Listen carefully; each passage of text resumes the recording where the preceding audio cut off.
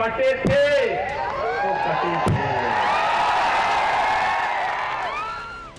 उत्तर प्रदेश के मुख्यमंत्री योगी आदित्यनाथ का यही वो नारा था जिसने महाराष्ट्र की सियासत रातों रात पलट कर रख दी और महायुति की जीत के शंखनाद का रास्ता बुलंद कर दिया। बंटिए मत, उन्हीं से प्रेरणा ग्रहण करके मैं आपसे कहता हूं, बंटिए मत, क्योंकि जब भी बटे थे तो कटे थे। सीएम योगी के इस नारे ने महाराष्ट्र विधानसभा चुनाव से लेकर यूपी के उपचुनाव तक बीजेपी की जीत में बड़ा रोल निभाया। यूपी उपचुनाव में 9 में से 7 सीटें जीतने वाली बीजेपी के लिए कुंदरकी विधानसभा की जीत सबसे बड़ा संदेश है, क्योंकि इस मुस्लिम बहुल सीट पर 31 साल बाद भगवा लहराया है, जिसे सीएम योगी ने राष्ट्रवाद की विजय बताया। ये राष्ट्रवाद की विजय है, विरासत और विकास की विजय है। हर व्यक्ति को अपनी जड़ और अपनी मूल की याद आती है, और मुझे लगता है कि जो लोग कभी भूले भटके रहे होंगे उन सबको, किसी को अपना गोत्र याद आया होगा, किसी को अपनी जाति याद आई होगी। धन्यवाद। और विरासत पर यह विजय विरासत की विजय है, और कुंदरकी की यह विजय बताती है कि आने वाले समय में समाजवादी पार्टी कहां जाने वाली है। हालांकि सीएम योगी ने महाराष्ट्र चुनाव में बीजेपी और महायुति को मिली ऐतिहासिक जीत के लिए अपने बधाई संदेश में पीएम मोदी को इसका श्रेय दिया है। यह जो जनादेश महाराष्ट्र के अंदर प्राप्त हुआ है, यह राम और राष्ट्र के आराधक आदरणीय प्रधानमंत्री जी के यशस्वी नेतृत्व को नए भारत के नए महाराष्ट्र के विश्वास की मोहर है। सच्चाई ये है कि सीएम योगी के नारे ने ही महाराष्ट्र में वोटों के ध्रुवीकरण की शुरुआत कर दी थी।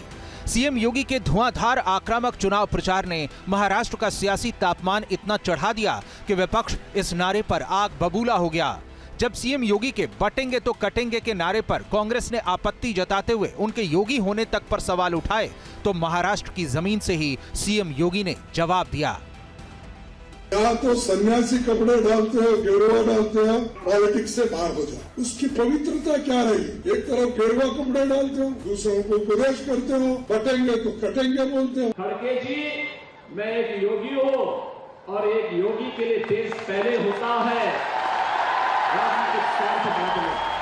हालांकि सिर्फ विपक्ष ही नहीं, बल्कि महायुति के सहयोगियों से लेकर पार्टी के अंदर भी सीएम योगी के इस नारे पर कई नेता कन्नी काटते दिखे।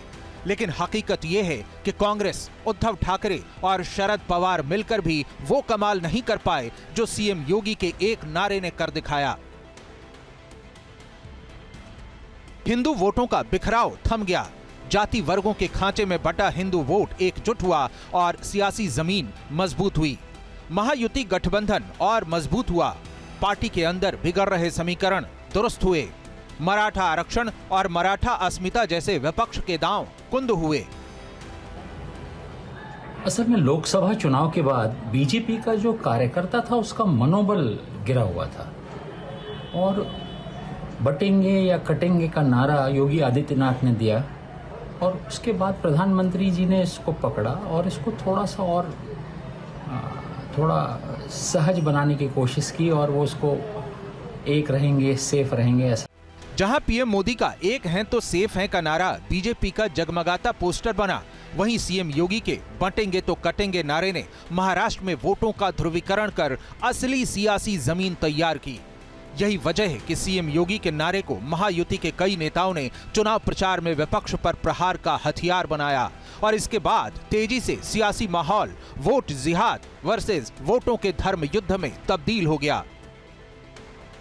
पिछले चुनाव में वोट जिहाद देखा, एक प्रकार से उनके सारे धर्मस्थलों के ऊपर बैनर लगे, पोस्टर लगे, और कहा बस एक ही चीज करनी है, मोदी जी को हराना है, यह कहकर एक वोट जिहाद किया गया।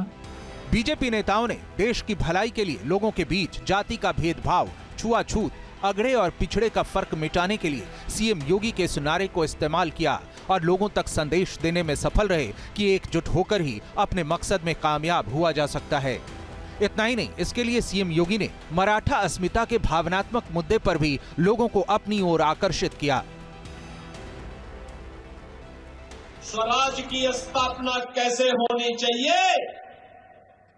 हिंदवी स्वराज के संस्थापक छत्रपति शिवाजी महाराज ने महाराष्ट्र की धरती से करके दिखाया।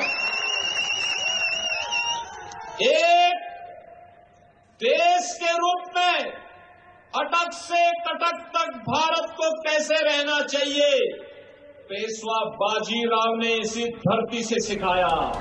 न्यूज नेशन अब व्हाट्सएप पर खबरों की ताजा अपडेट के लिए न्यूज नेशन के इस QR कोड को स्कैन करें।